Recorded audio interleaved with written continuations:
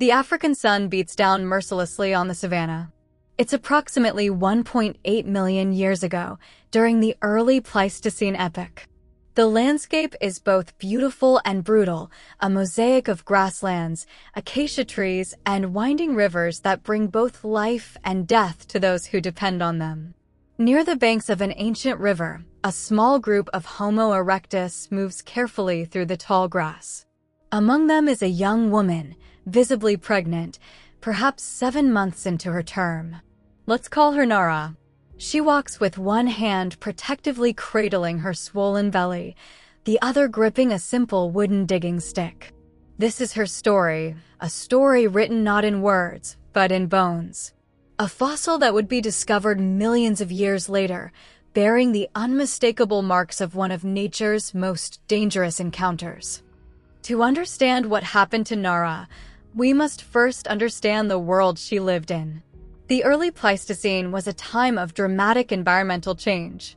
East Africa was undergoing a climatic shift, transforming dense forests into open grasslands.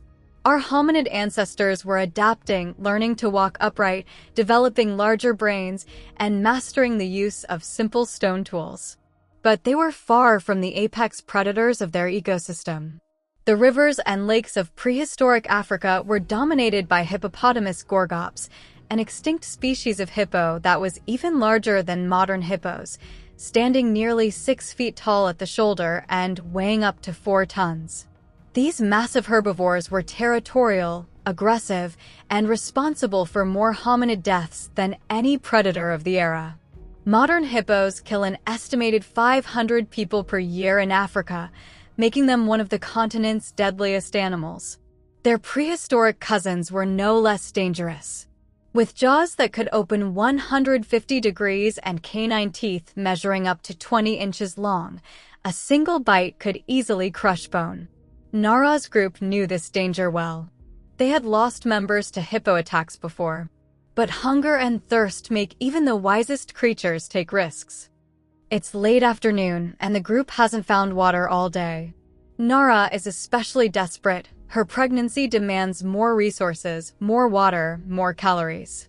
The other members of her group, perhaps 10 individuals total, are equally parched under the relentless sun.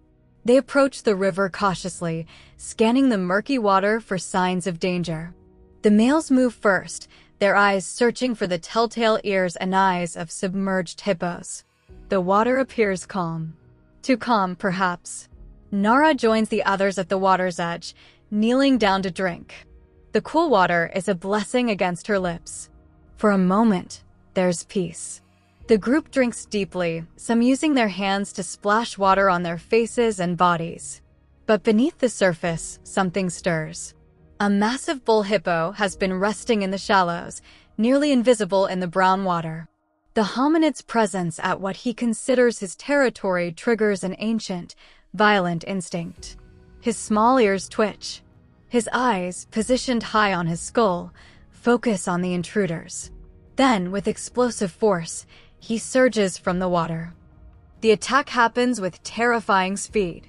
4 tons of muscle and rage erupts from the river in a spray of water and mud.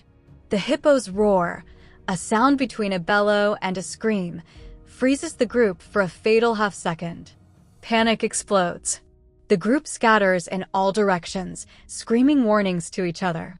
But Nara, heavy with pregnancy, cannot move as quickly as the others. She stumbles on the slick mud of the riverbank, her digging stick flying from her hands. The hippo, moving with shocking speed for such a massive creature, charges directly at her. His mouth opens impossibly wide, revealing enormous yellowed tusks designed to fight other hippos, but equally effective at destroying anything in his path. Nara tries to scramble backward, but it's too late. The hippo's massive head swings toward her, and his jaws close with tremendous force on her leg and hip. The crushing pressure is immediate and catastrophic. Bones crack like dry branches. The pain is beyond comprehension. But in this moment of supreme terror, something remarkable happens. As the hippo shakes his head violently, the way hippos do to tear apart threats, One of Nara's group members acts with extraordinary courage. Perhaps it's her mate, or a brother, or simply another member of her community. This individual grabs a large rock and hurls it at the hippo's head, striking near his eye.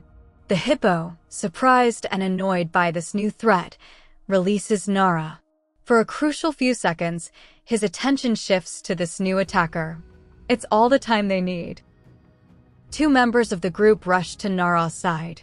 She's conscious, but going into shock, her leg mangled and bleeding heavily from the massive puncture wounds.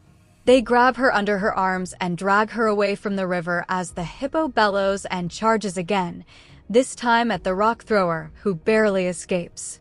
They pull her toward a rocky outcropping about 50 yards from the water. Every bump and movement sends fresh waves of agony through Nara's body, but her companions don't stop. They can't. The hippo, having successfully defended his territory, stands at the water's edge, grunting and displaying his massive jaws as a warning. Once they reach the relative safety of the rocks, the group huddles around Nara. Her breathing is rapid and shallow. Her leg is a disaster of torn flesh and shattered bone. By all rights, she should not survive the next few hours. But something extraordinary is about to happen, something that reveals just how advanced these primitive hominids truly were. What happens next is one of the earliest examples of complex medical care in human evolution. The group doesn't abandon Nara to die, they actively work to save her.